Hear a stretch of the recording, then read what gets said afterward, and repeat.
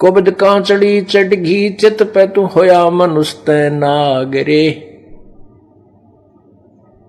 अब सोझे नहीं सजन सुख सागर बिना प्रेम बैराग रे। अब वो व्यक्ति कह रहा था कि लड़का तो जाए लिया था, वो तो मर गया था, चलो मारा, और बाद उसके बाद जो रोना पीटना था वो भी हो लिया था, आँखों के आंसू भी समाप्त हो लिए थे रो रो कहने। अब जीवन कति निरस दिखाई देता, जैसे हम उसे अंधकार में घूम रहे हों।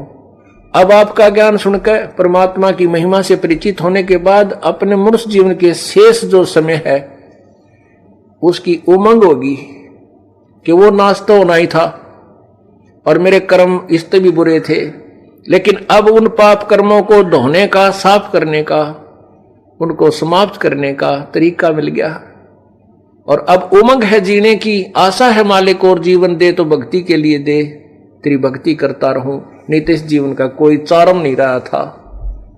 पुण्यात्माओं, ये तो जो अब हम मान ले बालक हुआ,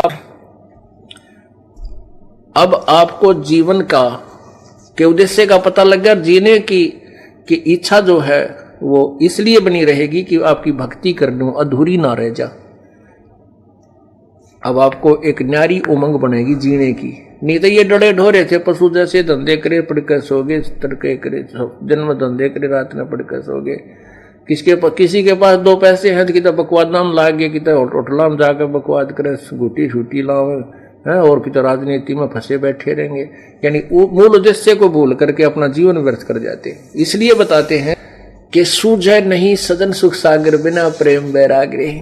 अब परमात्मा का ज्ञान हो गया, मनुष्य जीवन किस लिए हमें मिला था ये पता लग गया, और वो उद्देश्य पूरा हो गया, क्योंकि मनुष्य जीवन में सत भक्ति करनी चाहिए। अगर भक्ति करे तो सत्य करे, सत्य का मीन है शास्त्र अनुकूल करे। पवित्र गीता जी अध्याय नंबर 16 के श्लोक नंबर 23 में कहा है कि शास्त्र विधि को त्याग कर जो मनमाना आचरण करते हैं, अर्थात अपने मनमानी पूजाएं करते हैं जो शास्त्र अनुकूल नहीं है, उनको ना तो कोई कार्य सिद्ध होता है उनका, ना कोई सिद्धि होती है, ना सुख होता है, ना उनकी गति होती है। और इन तीन वस्तुओं के लिए हम भक्ति करते हैं। फिर हमें मनुष्य जीवन का जो ज्ञान हो गया कि ये किस लिए हमें मिला था, परमात्मा की भक्ति करनी है और शास्त्र अनुकूल करनी है।